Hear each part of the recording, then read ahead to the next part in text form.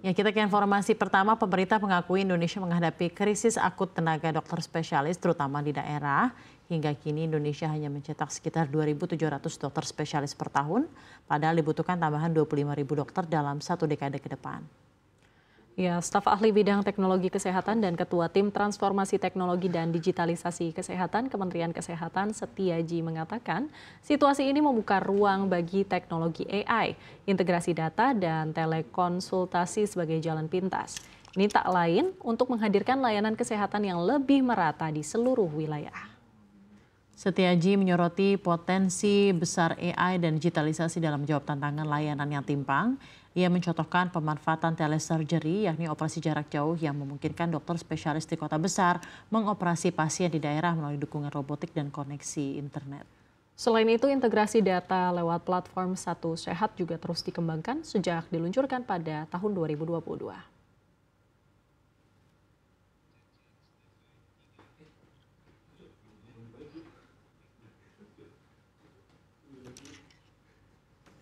Wah, ini emang sempat viral nih ya, perbedaan pandangan antara Menteri Kesehatan Budi Gunadi Sadikin dengan para dokter spesialis. Iya, saya juga sempat ikutin sih ya, Sar ya. Jadi Pak Menkes punya program akselerasi pendidikan dokter spesialis, itu sama Dikti Saintek. Nah, untuk menjawab masalah tadi, kekurangan dokter spesialis, jadi memang seperti akan ada program bersama gitu ya, Kemenkes dan Dikti Saintek untuk semakin menelurkan dokter-dokter yang ada di Indonesia. Nah, tapi memang secara teori ini benar sih, saat pasokan kurang sementara permintaan tinggi, maka solusinya itu adalah menambah pasokannya dengan segera. Caranya ya mungkin dengan program yang tadi Safrina sebutkan gitu ya. Tapi masalahnya pasokan yang dimaksud ini kan bukan barang ya, tapi orang yang punya skill khusus, apalagi ini kan dokter spesialis gitu loh. Benar, nah ini yang membuat para dokter kurang setuju dengan program akselerasi. Jadi para dokter ini menilai pendidikan dokter kan emang harus lama gitu ya, karena butuh pendalaman dan kehati-hatian. Soalnya ini menyangkut nyawa dan juga ya banyak subspesialisasi yang memang harus dipelajari lebih dalam gitu ya untuk seorang dokter. Ya kalau sih saya ingat gitu ya, teman saya yang dokter, saya udah kerja gitu ya, dia masih belajar. Iya benar, tapi memang gitu sih ya, karena memang pendidikan itu lama banget gitu ya. Ada koas dulu, baru nanti ambil spesialis lagi gitu kan ya. Tapi kalau kita pakai sudut pandang pemerintah ini ya, memang yang ingin memberikan solusi ini sebenarnya nggak salah juga ya, Safrina ya. Karena pemerintah itu kan ingin masyarakatnya itu nggak perlu lagi lah untuk berobat ke luar negeri karena dokter spesialis kita tuh kurang gitu ya, kurang merata sih sebenarnya lebih tepatnya. Nah itu dia, makanya sekarang aja banyak orang yang affluent gitu ya berobat ke luar negeri, padahal di Jakarta banyak sebenarnya dokter spesialis. Artinya kan saat ini dokter kita tuh masih dianggap di nomor 2 kan gitu dari segi skill dan lain-lain. Apalagi kalau pendidikannya dipercepat.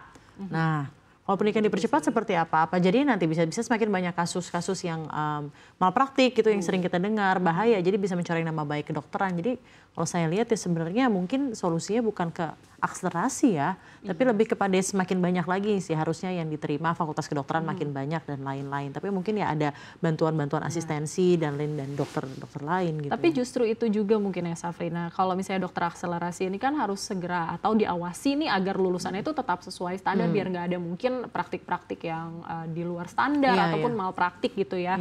Dan bisa juga kan tuh menggunakan AI mungkin untuk membantu para dokter kayak tadi itu operasi jarak jauh bisa. Ya. Karena penggunaan AI di kedokteran kan sebenarnya sudah diterapkan gitu ya. Ada beberapa instansi lah, contohnya ada bisa konsultasi lewat aplikasi. Terus misalnya juga kalau nggak salah kemarin tuh kayaknya ada robot yang bisa melakukan operasi minimal invasive surgery. Invasive surgery itu dilakukan oleh robot gitu ya, AI lah ya.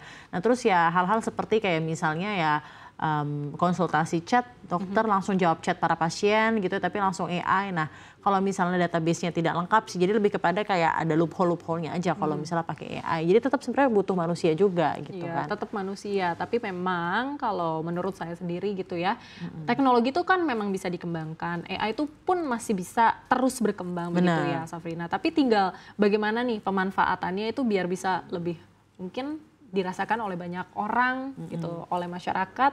Jadi semua tujuan baiknya gitu bisa tercapai gitu. Tinggal gimana nanti implementasinya ya di Indonesia. Ya, betul sekali.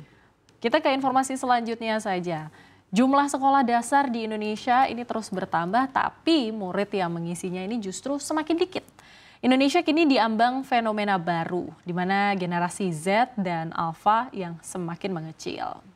Betul sekali, Badan Pusat Statistik mencatat jumlah anak usia 0 hingga 4 tahun pada 2018 masih di 23,7 juta, namun 5 tahun kemudian pada 2020 hingga 2021, angkanya stagnan di kisaran 22 juta, bahkan sempat turun drastis. Iya, meski sedikit meningkat ke 22,7 juta pada 2025, populasi balita Indonesia tidak lagi tumbuh seperti dekade sebelumnya. Di saat bersamaan jumlah murid SD terus merosot.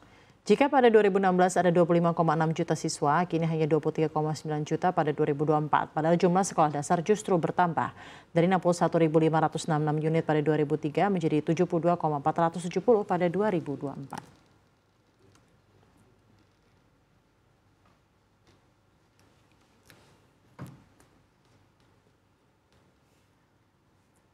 Ya, ini sepertinya ironis gitu ya, semakin banyak sekolahnya tapi malah semakin sedikit murid yang mengisinya. Fenomena apa ini? Apalagi kemarin itu sepertinya di tahun ajaran baru saya melihat ada informasi di berita begitu ya, bahwa ada sekolah yang menerima murid cuma satu untuk kelas 1 SD. Iya, jadi kayak cuma belajar sendiri. Nggak punya teman gitu ya. Jadi sebenarnya dari informasi yang tadi kita sampaikan ada 2 topik yang berbeda gitu ya. Bisa berkaitan, bisa juga enggak.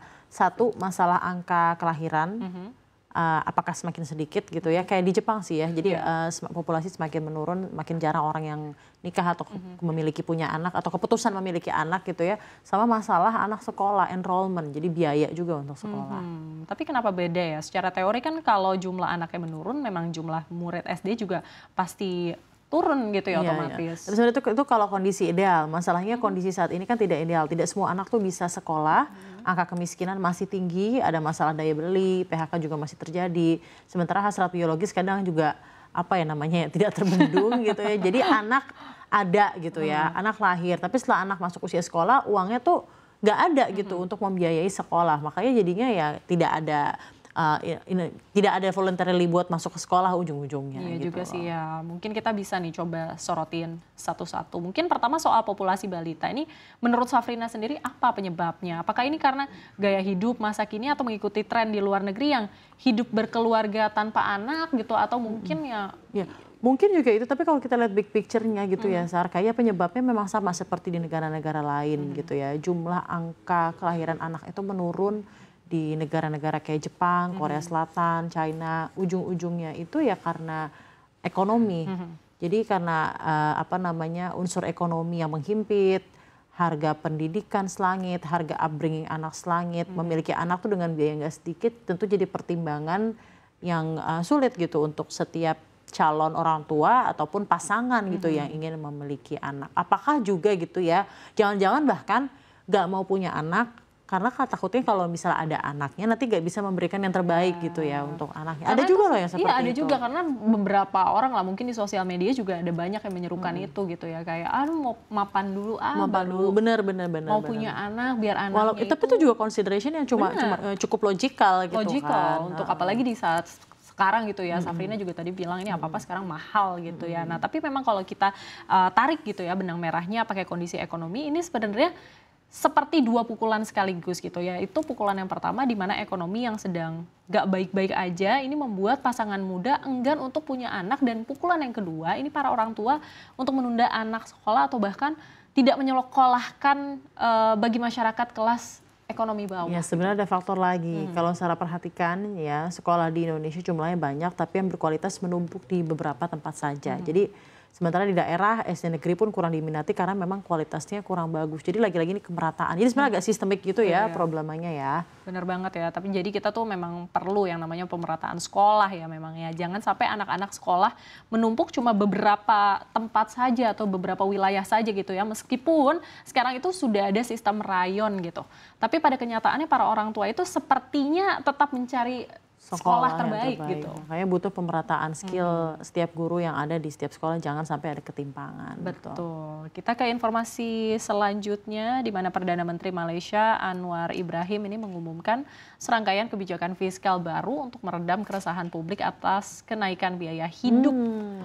Jadi mulai 31 Agustus 2025 seluruh warga dewasa atau di atas 18 tahun di Malaysia akan menerima bantuan tunai 1 kali sebesar Rp100 Malaysia atau sekitar Rp388.800. Ini Anwar juga mengumumkan bahwa pemerintah akan mengalokasikan total 15 miliar ringgit Malaysia untuk bantuan tunai pada 2025 atau meningkat dari alokasi tahun 2024 yang mencapai 13 miliar ringgit Malaysia. Pemberian bantuan tunai ini diperkirakan akan menjangkau sekitar 22 juta orang di Malaysia dan akan menghabiskan dana pemerintah sebesar 2 miliar ringgit atau setara 7,7 triliun rupiah. Ya, selain itu harga bahan bakar RON 95 yang merupakan jenis bahan bakar yang paling banyak digunakan di Malaysia pun akan diturunkan menjadi 1,99 ringgit Malaysia per liter dari harga saat ini yang sebesar 2,05 ringgit Malaysia. Langkah ini diumumkan hanya beberapa hari menjelang aksi protes besar-besaran yang akan digelar di Kuala Lumpur pada Sabtu 26 Juli 2025 esok hari. Polisi bahkan sempat memperkirakan 10.000 hingga 15.000 orang akan turun ke jalan untuk menuntut Anwar Ibrahim mundur dari jabatannya. Aksi protes sendiri sebelumnya direncanakan masyarakat Malaysia karena harga barang kian meningkat dan di sisi lain banyak janji reformasi yang belum terwujud.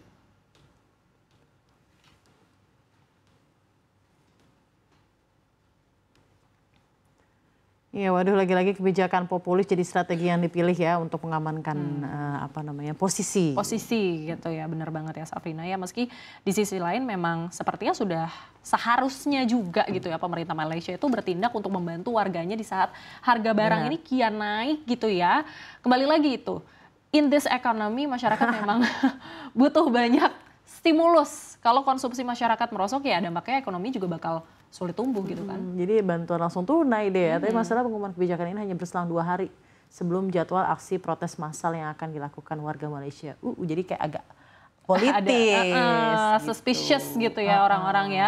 Nah jadi mungkin sekarang pertanyaannya tuh demo massal itu bakalan tetap ramai atau bahkan jadi nggak sih gitu ya? Bener banget, takutnya ada penurunan massa ya dengan ada gelontoran stimulus ini, jadi nggak jadi protes. Cuma kembali lagi, demo massal itu sendiri kan menuntut untuk adanya bantuan dari pemerintah dan tentunya seperti yang sudah kita sampaikan tadi gitu ya Sarya. Kalau tidak sedikit warga Malaysia menuntut agar Anwar Ibrahim bisa turut dari jabatannya gitu sebagai Perdana Menteri Malaysia. Jadi ya cukup politis jadi sebenarnya. Iya, situasinya memang cukup pelik sepertinya ya. Banyak masyarakat ya dari Malaysia yang mulai pada fase kalau tidak percaya gitu dengan kepemimpinan Anwar Ibrahim dan imbas kenaikan harga barang-barang, terus juga ditambah dengan ketetapan Anwar untuk kenaikan pajak baru atas barang impor dan nggak hanya itu ya, seruan untuk lengser ini juga muncul dari pihak oposisi termasuk dari mantan sekutu koalisi sekaligus pendahulunya ex-PM Mahathir Mohamad. Ya benar sih Sarah, namun dari sisi Anwar justru menegaskan kalau dirinya itu tidak akan mundur dari jabatan kecuali menghadapi mosi tidak percaya di